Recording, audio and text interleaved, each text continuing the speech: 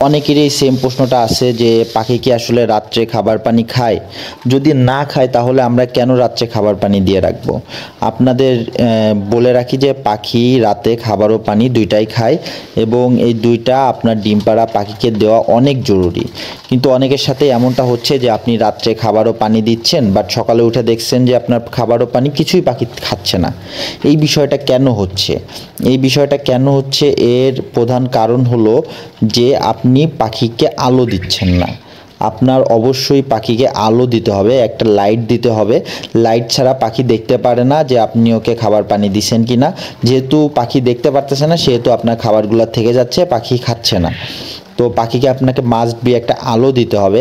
আরেকটা বিষয়, পাখি কিন্তু একদিনে 20 থেকে 25 গ্রাম পর্যন্ত খাবার খেয়ে থাকে এবং অবশ্যই রাত্রে খাবার দেওয়াটা জরুরি। আপনি যদি রাত্রে খাবার না দেন তাহলে পাখি প্রায় 8 থেকে 10 ঘন্টা না খেয়ে থাকবে, যার কারণে কি হবে, আপনার ডিমের পরিমাণটা কমে যাবে, ডিমের সাইজটা ছোট হয়ে যাবে।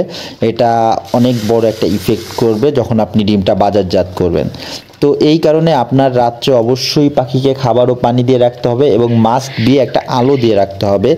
সাধারণত কোয়েল পাখিকে সর্বোচ্চ 18 ঘন্টা আলোর ভিতর রাখার চেষ্টা করবেন, তাহলে আপনার কোয়েল পাখির থেকে ভালো পরিমাণ ডিম এবং ভালো ফলাফল আপনি পাবেন। আমি বর্তমানে যে ফিডটা দিচ্ছি এটা হলো লেয়ার 1 ফিডটা দিচ্ছি, কারণ এইটা দেওয়ার পরে আমার ডিমের প্রোডাকশনটা অনেক ভালো আসতেছে এবং ডিমের সাইজগুলোও খুব ভালো আসতেছে, যার কারণে আমি লেয়ার 1টা আপনার ডিম পাড়া পাখিকে দিচ্ছি। এবং আমি যে পাখিটাকে দিচ্ছি এই পাখিটা এই 4 মাস যাবত ডিম দিচ্ছে।